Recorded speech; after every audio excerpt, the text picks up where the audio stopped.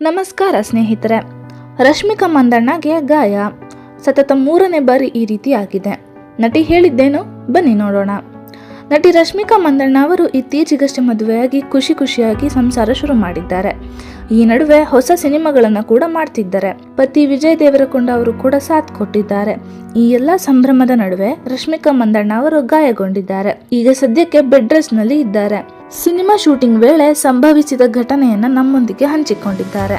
ಅದೇನಂದ್ರೆ, ನಟಿ ರಶ್ಮಿಕಾ ಮಂದಣ್ಣ ಅವರು ತಮ್ಮ 30ನೇ ವಯಸ್ಸಿಗೆ ಸೂಪರ್ ಸ್ಟಾರ್ ಆಗಿ ಮಿಂಚುತ್ತಿದ್ದಾರೆ.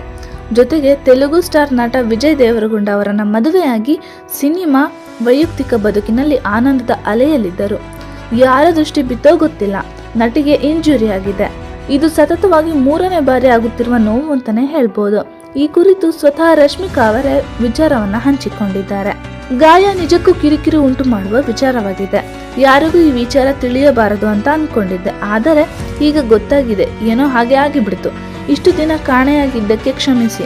ಕೆಲ ದಿನಗಳ ಹಿಂದೆ ಇಂಜುರಿ ಆಗಿದೆ. ಸತತ 3ನೇ ಬಾರಿ ನನಗೆ ಆಗುತ್ತಿರುವ ಗಾಯವಿದು. ನನ್ನ ದೇಹವನ್ನು ಯಾವುದೇ ಯಂತ್ರದಂತೆ ನಡೆಸಿಕೊಳ್ಳದೆ ನಿಜವಾದ ಮನುಷ್ಯನ ದೇಹದಂತೆ ನೋಡಿಕೊಳ್ಳುವುದನ್ನು ನಾನು ಖಂಡಿತವಾಗಿಯೂ ಮಾಡಬೇಕಿದೆ ಎಂದು ನಟಿ ರಶ್ಮಿಕಾ ಮಂದಣ್ಣ ಅವರು ಹೇಳಿದ್ದಾರೆ. ಇಂಜುರಿ ಆಗಿದ್ದೇಗೆ? ನಮ್ಮ ಸೊಂಟದ ಎರಡೂ ಬದಿಯಲ್ಲಿ ಸೊಂಟವನ್ನು ಕಾಲಿಗೆ ಜೋಡಿಸುವ 4 ಸ್ನಾಯುಬಂಧಗಳು ಇರುತ್ತವೆ. ನನ್ನ ಬಲಗಡೆಯ ಸೊಂಟದ ಒಂದು ಸ್ನಾಯುಬಂಧವು ಬೇರ್ಪಟ್ಟಿದೆ. ನಾನು ನನ್ನ ಕಾಲನ್ನು ಮೇಲಕ್ಕೆತ್ತಲು ಮತ್ತು ಇತರ ಚಲನೆಗಳನ್ನು ಮಾಡಲು ಆ ಸ್ನಾಯು ಮತ್ತೆ ಜೋಡಣೆಯಾಗಬೇಕಿದೆ.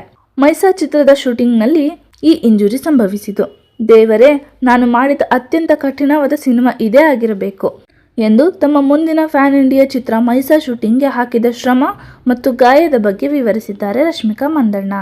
ಚಿಂತಿಸಬೇಡಿ, ನನಗೆ ನೋವಾಗುತ್ತಿದೆ, ಆದರೆ ಸಹಿಸಲಾರದಷ್ಟು ಅಂತ ಏನಿಲ್ಲ, ಅಂತಹ ತೀವ್ರವಾಗಿಲ್ಲ. ಇದನ್ನೆಲ್ಲ ನೋಡಿದರೆ ದೇವರು ಹೀಗೆ ಹೇಳುತ್ತಿದ್ದಾನೆ ಅನ್ನಿಸುತ್ತಿದೆ. ನಿನ್ನಿಷ್ಟಕ್ಕೆ ಬಿಟ್ಟರೆ ನೀನು ಎಂದಿಗೂ ವಿರಾಮ ತೆಗೆದುಕೊಳ್ಳುವುದಿಲ್ಲ. ಹಾಗಾಗಿ ಇಲ್ಲಿದೆ ನೋಡು, ನಾನೇ ನಿನಗಾಗಿ ವಿರಾಮವನ್ನು ನೀಡುತ್ತಿದ್ದೇನೆ. ನನಗಾದ ಈ ಗಾಯಗಳೆಲ್ಲವೂ ಅನಿರೀಕ್ಷಿತ ಮತ್ತು ವಿಚಿತ್ರವಾದ ಗಾಯಗಳು.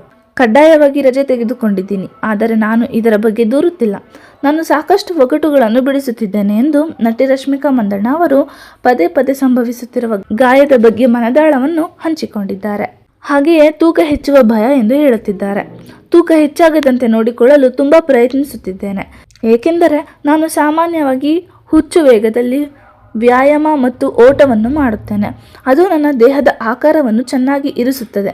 ಆದರೆ ಈಗ ಸ್ವಲ್ಪ ಸಮಯದವರೆಗೆ ನನ್ನ ವ್ಯಾಯಾಮ ಅಥವಾ ಓಟ ಮಾಡಲು ಸಾಧ್ಯವಾಗುವುದಿಲ್ಲ.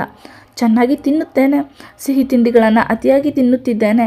ಡೋಂಟ್ ವರಿ ಎಂದು ರಶ್ಮಿಕಾ ಮಂದಣ್ಣ ಅವರು ತಮಗಾದ ನೋವನ್ನು ಫನ್ನಿಯಾಗಿ ಬರೆದು ಸೋಷಿಯಲ್ ಮೀಡಿಯಾದಲ್ಲಿ ಹಂಚಿಕೊಂಡಿದ್ದಾರೆ. ಸೊ ನೋಡಿದ್ರಲ್ಲ ಸ್ನೇಹಿತರೆ, ಇದಾಗಿತ್ತು ಇವತ್ತು ರಶ್ಮಿಕಾ ಮಂದಣ್ಣ ಅವ್ರಿಗೆ ಸಂಬಂಧಿಸಿದ ವಿಷಯ ಅಂತಾನೆ ಹೇಳ್ಬೋದು. ಇದೇ ಥರ ಹೆಚ್ಚಿನ ಬೇರೆ ಮಾಹಿತಿಗಳು ಬೇಕನ್ನೋದಾದರೆ ನಮ್ಮ ಯೂಟ್ಯೂಬ್ ಚಾನಲನ್ನು ಸಬ್ಸ್ಕ್ರೈಬ್ ಮಾಡ್ಕೊಳ್ಳಿ. ನೀವು ರಶ್ಮಿಕಾ ಮಂದಣ್ಣ ಅವರನ್ನ ಇಷ್ಟಪಡೋದಾದರೆ ಈ ವಿಡಿಯೋಗೆ ಲೈಕ್ ಮಾಡಿ. ಧನ್ಯವಾದ.